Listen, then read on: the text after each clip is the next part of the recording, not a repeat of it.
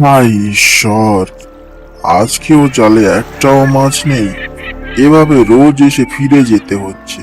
বাড়িতে বউ বাচ্চা আছে, এমন চলতে থাকলে সংসার চলবে কিভাবে? কি আর করব, খালি হাতে বাড়ি ফেরা ছাড়া আর উপায় তো দেখছি না। কি গো, আজকেও মাছ পেলে না? না গো গিন্নি, পেলাম না। এত শীতে রোজ ভোরে কষ্ট করে যাচ্ছি, আর শুধু হাতে ফিরে আসতে হচ্ছে।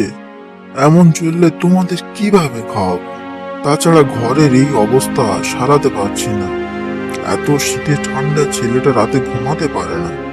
ভগবান যে কেন আমাদের থেকে মুখ ফিরিয়ে যাচ্ছে। তুমি বেশি চিন্তা করো না।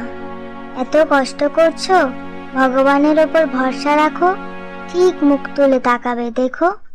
ঠিক আছে গিন্নি, তুমি বাড়িতে যা আছে তা দিয়ে আজকে আপাতত রান্না বসাও, কেমন? আমি কালকে আবার গিয়ে দেখি কি হয় এখন। আচ্ছা, ঠিক আছে।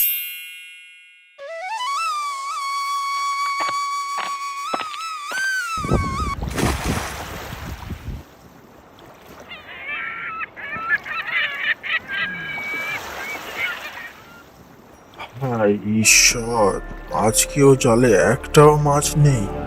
এত আশা নিয়ে এলাম, একটু দয়া করুন ঈশ্বর, দয়া করুন।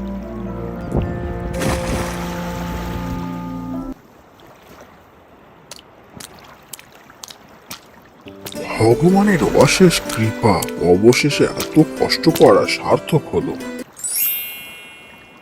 যাক বাবা, এই মাছগুলো বাজারে বিক্রি করে কিছু টাকা পাওয়া যাবে। তা দিয়ে ঘরটা সারাবো, আর দুটো বাজার করে নিয়ে বাড়ি যেতে পারবো। গিন্নি, ভগবান আমাদের দিকে মুখ তুলে চেয়েছেন গো। তাই তো জালে অনেক মাছ পড়েছে আজকে। সেগুলো বাজারে বিক্রি করে কিছু টাকা উপার্জনও হয়েছে। তা দিয়ে একটু বাজার করে আনলাম, আর আসার পথে ঘর সারানোর জন্য কথাও বলে এলাম। তাই নাকি গো? ভগবানকে অনেক ধন্যবাদ। ভগবান আমাদের কথা ঠিক শুনে। আমাদের গল্পটি যদি আপনাদের ভালো লেগে থাকে তাহলে অবশ্যই করে লাইক ও সাবস্ক্রাইব করবেন আরো এমন নতুন নতুন ভিডিও দেখার জন্য। আর হ্যাঁ, অবশ্যই করে কমেন্টে জানাবেন ভিডিওটি কেমন লাগলো আপনাদের।